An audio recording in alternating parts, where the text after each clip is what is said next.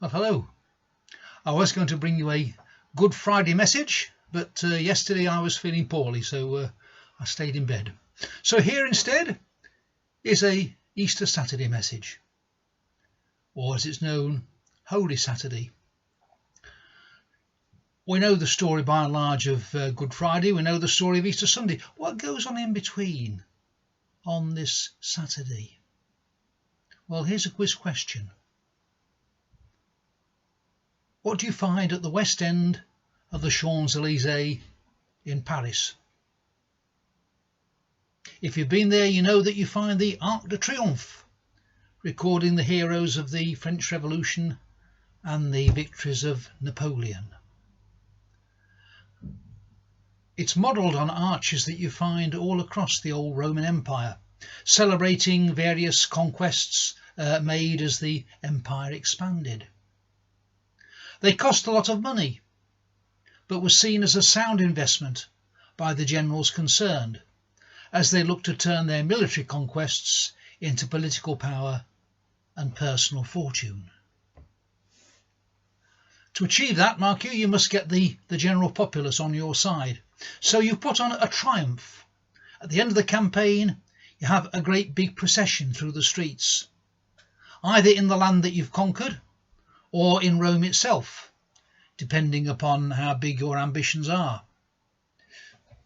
The procession displayed the riches that you conquered and the people that you'd enslaved. The rulers you'd overcome would be led through the streets, locked up in chains and on public display.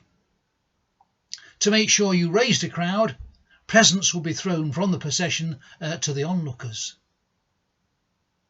It's these processions that St. Paul uses as an illustration of what Jesus is doing today, between his death and his resurrection, when in Ephesians chapter 4 and verse 8, drawing on a prophecy in Psalm 68, he writes this: "When he ascended on high, he led captives in his train and gave gifts to men."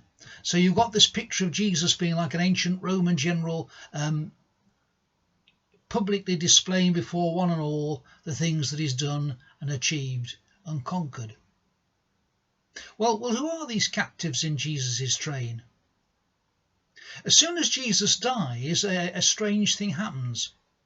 Matthew's Gospel tells us this: the earth shook and the rocks split.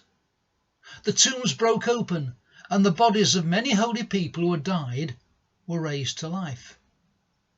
These are the captives, held in what the Hebrews called Sheol, the place of the dead, who, rather than being enslaved by an earthly conqueror, were set free by the conqueror of death. As I've mentioned already, we've lost a dear friend to the present pandemic, and so have some of you.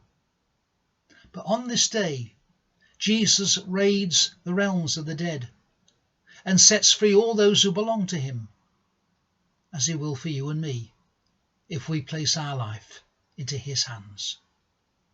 Have a happy Easter.